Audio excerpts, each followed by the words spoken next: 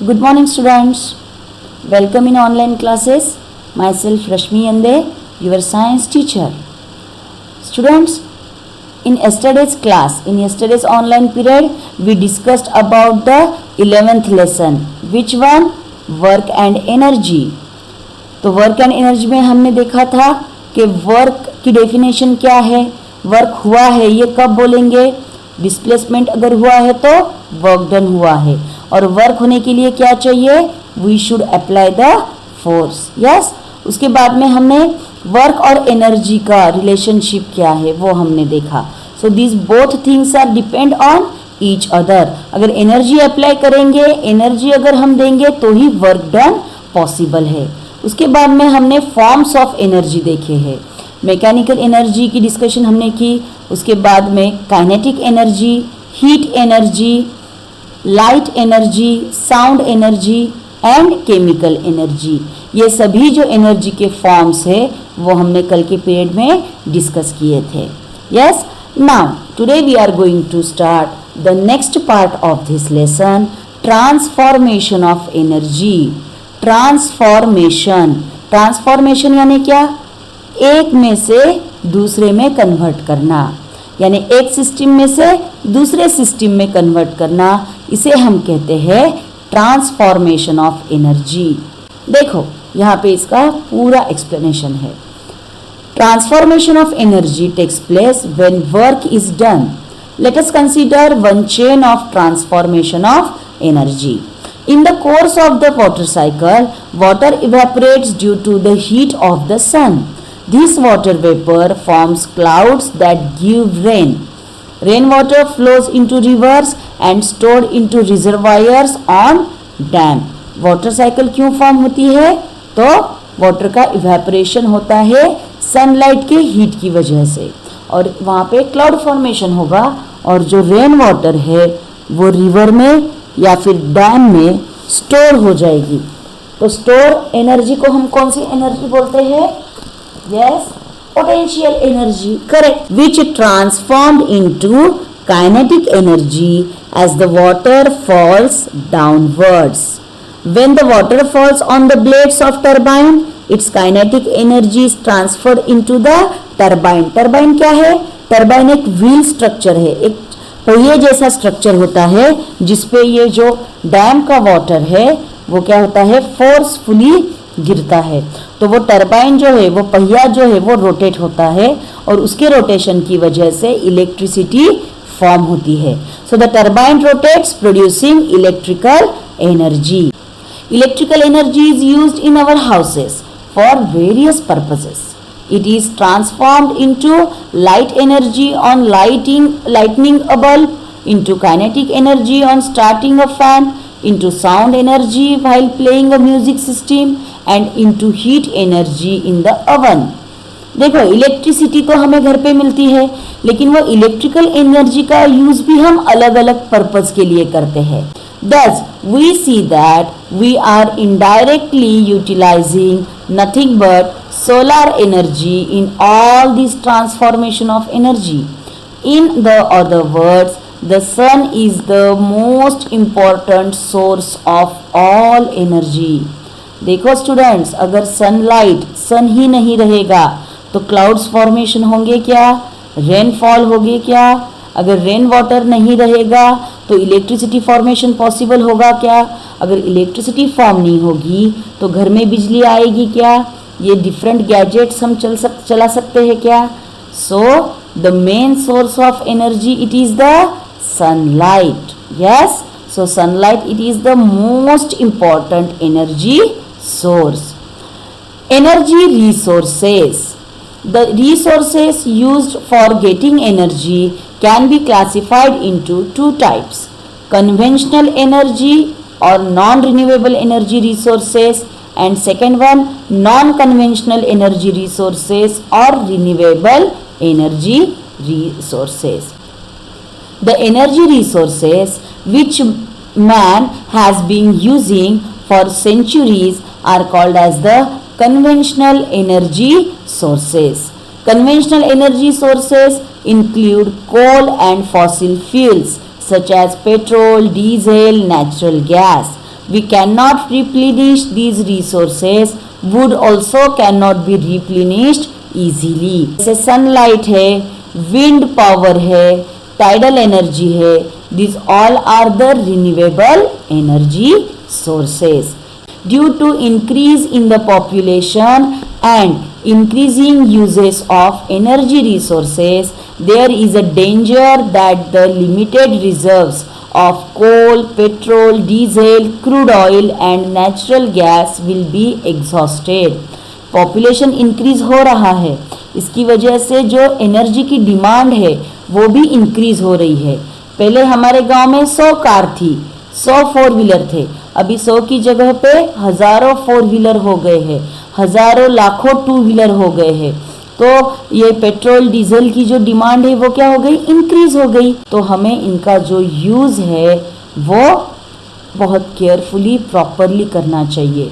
Therefore it will be better to use alternative and supplementary resources instead of this conventional once.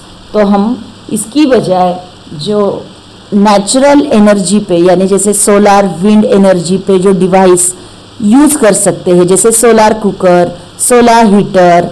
So this is the very important thing related to the energy. तो जो renewable sources है, जो हम renew कर सकते हैं, reform कर सकते हैं, उनमें से फर्स्ट टाइप है solar energy. The energy obtained from the sun is continuous and enormous, है ना। सुबह होते ही हमें सूर्य का दर्शन हो जाता है, तो उससे हमें सोलार एनर्जी मिलती है कंटिन्यूअसली। पूरे डे टाइम में हम सोलार एनर्जी क्या कर सकते हैं, यूटिलाइज कर सकते हैं, उसका यूज हम कर सकते हैं। Solar energy is at the root of all energy available on the earth. A variety of devices have been developed for making use of solar energy. For example the solar cooker, solar water heater, solar dryer and solar cells. या water use गर्म करने के लिए हम heater, geyser, electricity use करते हैं ना, तो instead of that we can use the solar energy. In the first three devices mentioned above, heat energy obtained from the sun is utilized to cook food, heat water and dry the grain. देखो solar cooker खाना पकाने के लिए, जैसे उसमें हम खाना easily rice, दाल। Solar dryer जो ग्रेन्स है ना, जब हार्वेस्टिंग करने के बाद में ग्रेन्स को ड्राई किया जाता है, तो ड्रायर के लिए भी ये सोलार ड्रायर हम यूज कर सकते हैं। In a solar cell electrical energy can be obtained from solar energy.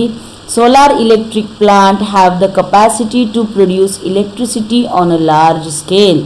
A solar plant consist of many solar cells. Second option है, सेकेंड एनर्जी है जो रिन्यू कर सकते हैं, वो है wind energy. Electricity is generated by means of wind mills using strong wind. A wind mill is also used for drawing water from a well. आपने ऐसे देखा होगा, जो हिली एरियाज होते हैं ना, वहाँ पे इसको पवन चक्की भी बोला जाता है। So this are the windmills. जैसे ही विंड जो है फॉर्म होती है, हवा जब बहुत ज़ोरों से छूटती है, तो ये जो फैंस है विंड मिल्स के, वो रोटेट होना शुरू करते हैं और उसकी वजह से एनर्जी फॉर्म होती है। That energy convert into electricity.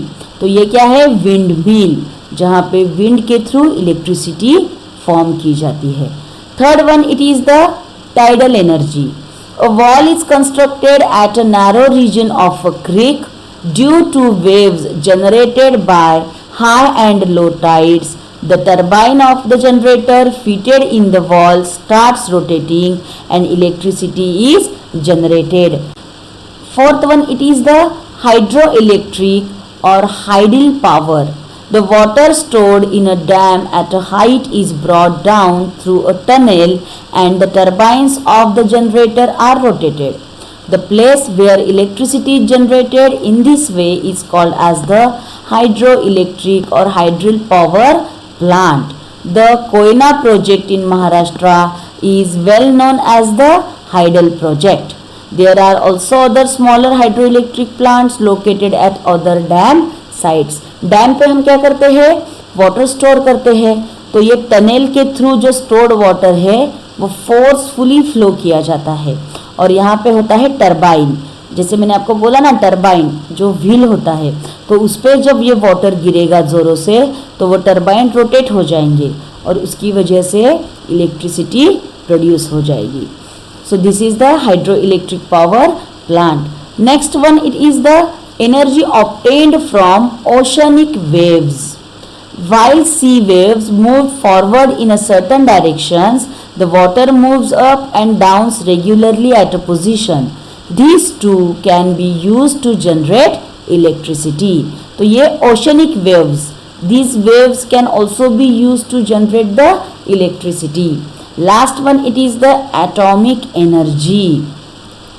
The serious crisis of electricity shortage can be eased by generating electricity by means of the atomic energy. The heat liberated during the fission of atoms of heavy elements such as uranium, thorium is used to generate the electricity. उन elements को कहा जाता है radio active, जैसे uranium है, thorium है, ये radio active elements है। तो ये एलिमेंट्स जो है वो हम यूज करते हैं इलेक्ट्रिसिटी जनरेशन के लिए। So this all are the energy sources जिससे हम इलेक्ट्रिसिटी क्या कर सकते हैं, फॉर्म कर सकते हैं, और ये सब क्या है, रिन्यूएबल एनर्जी सोर्सेस है। The energy resources which do not produce smoke and carbon gases such as carbon dioxide, carbon monoxide are called as the green energy resources.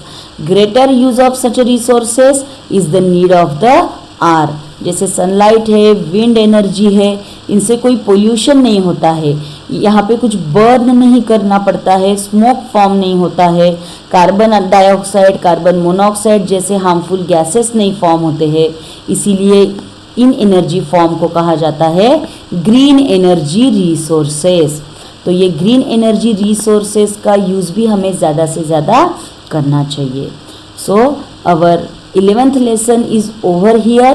Students, read out that lesson properly. If there is any difficulty regarding to that, ask me. Thank you.